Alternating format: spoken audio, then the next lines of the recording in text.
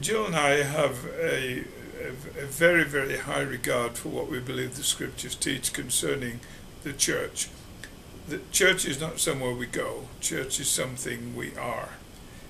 Unfortunately, that simple thought has not adequately been communicated, I think, in many instances. And we know that because if church is somewhere you go, it's somewhere you can stop going. And the net result is that we have people bouncing around all over the place without any sense of real commitment. Now, this can be enormously frustrating to people who've committed themselves to the local church staffs. And I think that as a result of that, many people on church staffs are they're discouraged.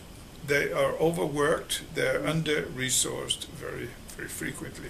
We know exactly what we're talking about because for 30 years we had the privilege of leading a church in Wisconsin.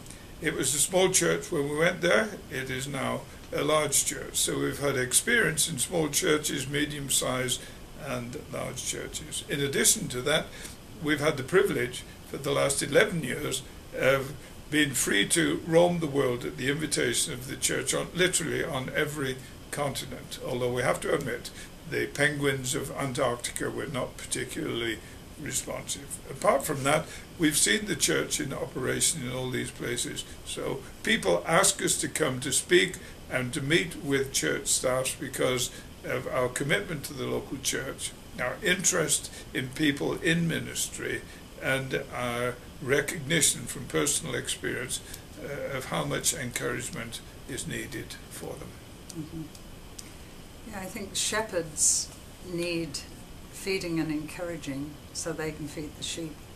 Teams now, if you've got a church of a few hundred, there will be a few people on staff, 2 or 3, or lay people, and they need to know what it is to work in team, to develop the gifting that they have and not have square pegs in round holes, and all of that can cause problems on staff. And what a wonderful thing it is to come away as a staff, spend time with each other, and also as a team to experience renewal and feeding for themselves. I mean, they spend their time feeding other people. Who feeds the pastor? Who encourages the pastor?